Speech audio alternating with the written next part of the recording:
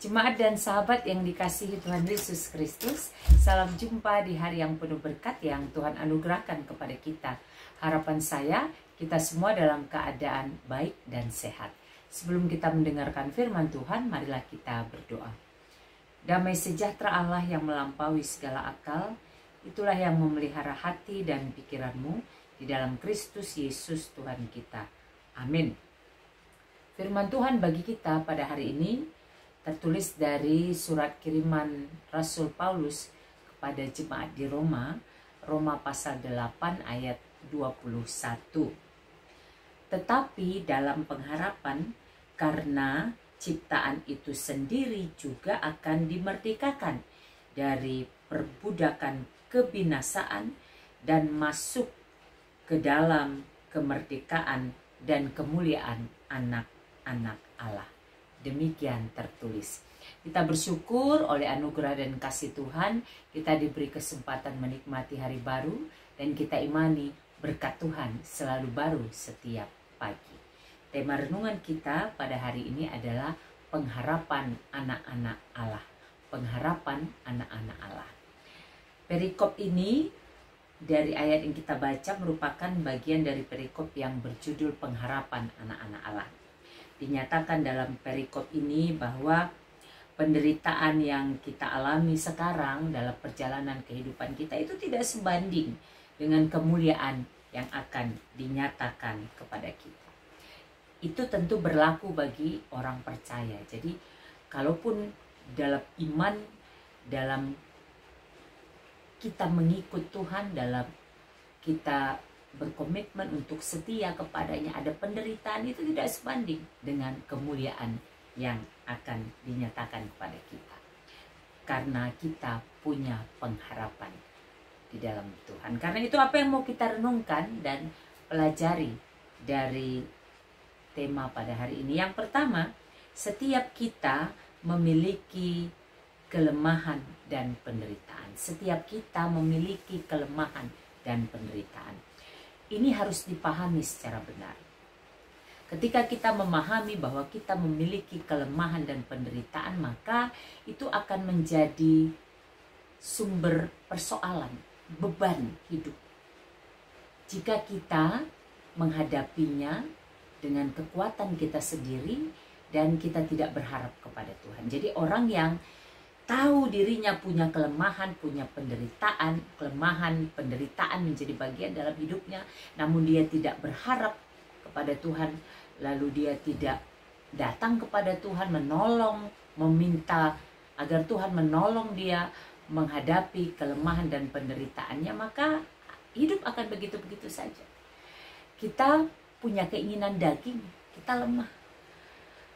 Kelemahan itu membawa penderitaan kepada kita, masalah demi masalah. Atau kalaupun kita berjalan, berusaha tetap berjalan dalam jalan yang Tuhan kehendaki, dunia pun seringkali berlawanan, tidak menyukai kita. Jadi baik dari diri kita dengan keinginan daging kita bisa mengakibatkan kita mengalami penderitaan, karena fisik kita, jasmani kita lemah. Dan ketika kita taat pun ada pergumulan, ada penderitaan yang akan kita hadapi. Apa? Karena dunia tidak menyukai hal yang demikian. Maka ini harus dipahami. Setiap orang-orang percaya harus paham bahwa aku memiliki kelemahan dan penderitaan. Ini menjadi titik awal, titik berangkat untuk kemudian kita berharap kepada Tuhan. Jadi memahami kelemahan penderitaan itu berarti kita memahami keterbatasan kita. Memahami bahwa kita tidak bisa menghadapi beragam hal, persoalan dalam hidup ini, tantangan, pergumulan, dinamika dalam hidup ini dengan diri kita sendiri. Karena kita lemah dan itu cenderung membawa kita ke dalam penderitaan. Itu harus dipahami. Yang kedua, sebagai anak-anak Allah, kita memiliki pengharapan. Jadi setelah tadi yang pertama, setiap kita memiliki kelemahan dan penderitaan, maka untuk mengalahkan, menghadapi, menaklukkan itu adalah sebagai anak-anak Allah, kita memiliki pengharapan. Jadi sekalipun kita tahu kita lemah, Sekalipun kita sadar kita memiliki keinginan daging, kita tidak berhenti kepada keadaan itu. Karena kita sadar tadi kita lemah, karena kita sadar kita memiliki keinginan daging yang kemudian membawa kita ke dalam penderitaan, kita tidak berhenti di situ. Karena apa?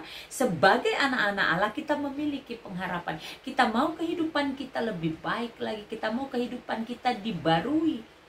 Maka orang yang menyadari bahwa dirinya adalah anak-anak Allah dan dia memiliki pengharapan, dia akan dimerdekakan dari perbudakan yang menekan kehidupannya, dimerdekakan dari keinginan daging yang terus-menerus menggerogotinya, dimerdekakan. Artinya dia tidak takluk lagi kepada perbudakan itu, kepada penderitaan itu, kepada kelemahan itu. Karena apa? Dia punya pengharapan, pengharapan untuk menjadi lebih baik, dibarui. Itu bisa terjadi, bisa karena kita memiliki relasi yang baik dengan Tuhan. Ketika kita memiliki relasi yang baik dengan Tuhan, maka kita akan dimampukan untuk merdeka dari perbudakan dosa yang menekan kehidupan kita. Lalu sebagai anak-anak Allah yang memiliki pengharapan, kita masuk ke dalam kemuliaan Allah. Jadi anak-anak Allah yang memiliki pengharapan, dia tidak berhenti kepada penderitaan, kepada kelemahan yang mengakibatkan dia mendapatkan tekanan beban hidupnya yang kemudian membawa dia ke dalam dosa. Dia tidak berhenti di situ, tetapi dia masuk ke dalam kemuliaan. Karena apa? Dia berharap kepada Allah yang kasih dan kuasanya melampaui akal dan pikiran kita. Karena itu, dalam menjalani hari-hari kehidupan kita, ingatlah bahwa kita memiliki kelemahan dan penderitaan.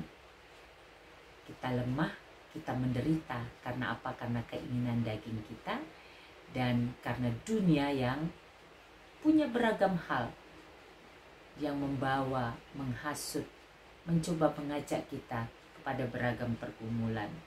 Dan yang kedua, kita sebagai anak-anak Allah memiliki pengharapan, sehingga kita tidak berhenti kepada penderitaan dan kelemahan, tapi dimerdekakan.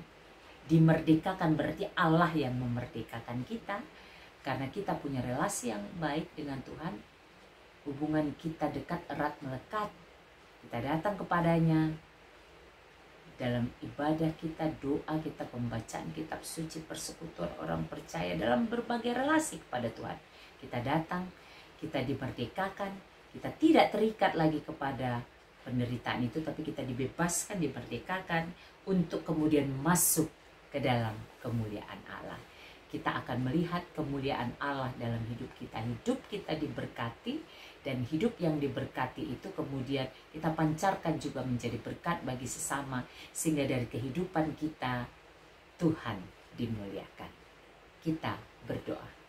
Bapa di sorga, kami bersyukur firman pada hari ini mengingatkan kami bahwa sebagai anak-anak Allah, kami memiliki pengharapan yang melampaui akal dan pikiran kami. Benar, kami berada dalam kelemahan dan penderitaan dalam hidup keseharian kami, tetapi itu tidak akan menekan kami, tidak akan membuat kami berhenti, tapi justru dengan menyadari itu kami datang kepada Tuhan, memohon belas kasih-Mu, memohon pertolongan-Mu, berharap dan percaya agar kemudian kami dimerdekakan dari perbudakan dosa dan kami masuk kepada kemuliaan Allah, sehingga hidup kami menjadi hidup yang diberkati, hidup yang menjadi berkat bagi sesama untuk kemuliaan Tuhan.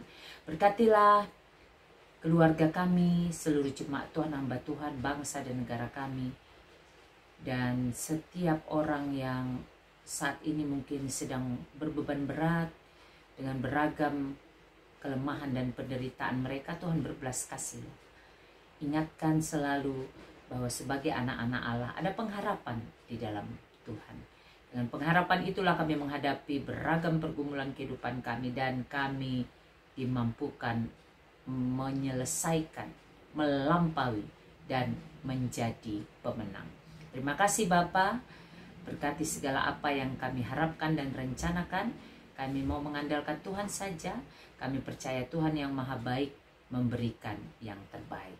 Apapun yang juga akan menjadi tugas dan tanggung jawab kami sepanjang hari ini, kami mau mengerjakannya dengan hidup takut akan Tuhan, agar kehidupan kami adalah kehidupan yang berkenan bagi Tuhan.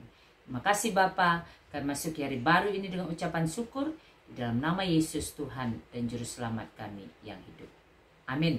Selamat beraktivitas, sehat, semangat, dan sukacita senantiasa di dalam penyertaan Tuhan.